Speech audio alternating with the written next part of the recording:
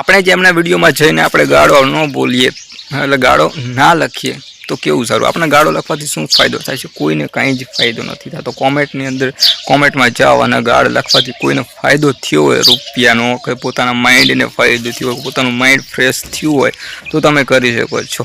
જાઓ ને ભાઈ મંદિરની અંદર જઈને 2 મિનિટ આરામ કરો. કદાચ તમે જે ભગવાનમાં માનતો અહીંયા જાઓ, તમે શાંતિથી બેહો, અથવા તો કોઈ સારો વિડીયો છે એને જુઓ, ખજૂરભાઈનો વિડીયો જુઓ, કોઈ તમને પસંદ હોય એના વિડીયો જુઓ. જો હું ખજૂરભાઈને સોરી એક વાત તો હું કહી દઉં કે હું ખજૂરભાઈના વિડીયો પણ નથી જોતો, હું કીર્તિ પટેલનો પણ વિડીયો નથી જોતો. હું આ વિડીયો જોઉં છું, શ્યામ મીરા સિંહના વિડીયો જોઉં છું, ધ્રુવ રાઠીના વિડીયો જોઉં છું, હિન્દી વધારે વિડીયો જોઉં છું. અને જે વર્લ્ડ એક્સપ્લોર કરતા હોય છે, જેમ કે યાત્રી ડૉક્ટર છે, કૈલાસ સર છે, તો તુર્વસુ છે, આવા જે વર્લ્ડને જે ટૂર કરતા હોય, ડેલ ફિલ્પ્સ છે, આ બધાના હું વ્લોગ્સ જોઉં છું જે વિદેશની અંદર બનાવતા હોય છે, અલગ અલગ જે કલ્ચર દેખાડતા હોય છે, એવા વધારે હું વિડીયો જોઉં છું. પણ આવા વિડીયો ઓછા જોઉં છું. અને વાદ વિવાદવાળા તો ખરેખર મને પસંદ જ નથી વિડીયો જોવા.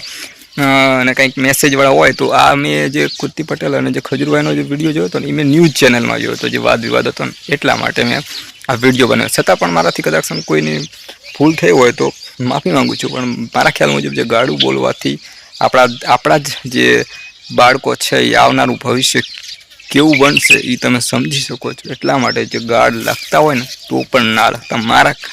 મારા પોતાનો વિચાર છે, બરાબર.